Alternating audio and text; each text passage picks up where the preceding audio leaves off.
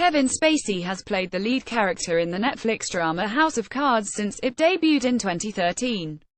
Nicolas Cam Agence France Press, Getty Images. The studio behind the hit television series House of Cards has suspended Kevin Spacey while it investigates what it called serious allegations concerning the actor's behavior on set.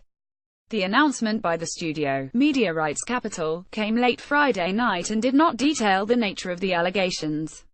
It came shortly after Netflix said in a separate statement that it would not be involved with any further production of House of Cards if the show included its star, Mr. Spacey.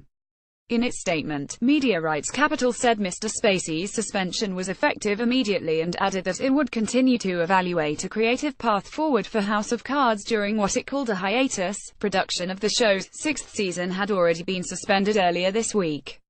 The announcements came after Variety reported earlier on Friday that House of Cards producers were considering killing off Frank Underwood, the diabolical politician played by Mr. Spacey. In its statement on Friday night, Netflix also announced that it would not be moving forward with the release of the film Gore, a Gore Vidal biopic in post-production that starred and was being produced by Mr. Spacey.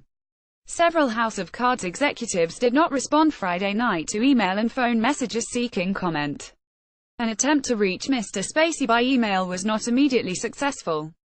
Reaction to the allegations that have surfaced this week has been swift. On Sunday, BuzzFeed published an article in which the actor Anthony Rapp accused Mr. Spacey, a two-time Oscar winner, of having made an unwanted sexual advance toward him in the 1980s, when Mr. Rapp was 14 and Mr. Spacey was in his mid-20s.